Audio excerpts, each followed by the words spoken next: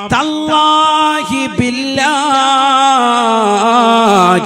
വല്ലാഹ് അല്ലാഹുവിനെ തന്നെയാണ് സത്യമെന്ന് സത്യത്തിന്റെ വാക്കുകൾ ഉച്ചരിച്ചുകൊണ്ട് സത്യം ചെയ്യുന്ന മുസ്ലിമേ, ആ സത്യം വാഗ്ദാനം നടത്താതെ വരുമ്പോ ആ സത്യത്തിൽ പിഴവ് വരുന്ന വേളയിൽ നീ ചെയ്യേണ്ട കടമകളെ കുറിച്ച് ഖുർആൻ പറയുകയാണ്. ഫമല്ലം യജിദ് ഫസിയാമു സലാസതി അയ്യാം.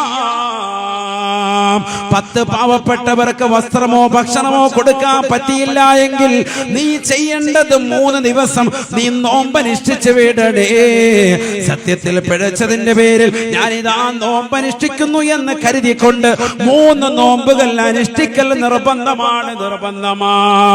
ഖുർആൻ അടിവരയിട്ടുകൊണ്ട് പറയുകയാണ്, ലാലിക കഫാറത്തു ഐമാനിക്കും, ഇതാണ് നീ സത്യം ചെയ്തതിന്റെ പ്രായശ്ചിത്തമെന്ന് വിശുദ്ധമായ ഖുർആൻ.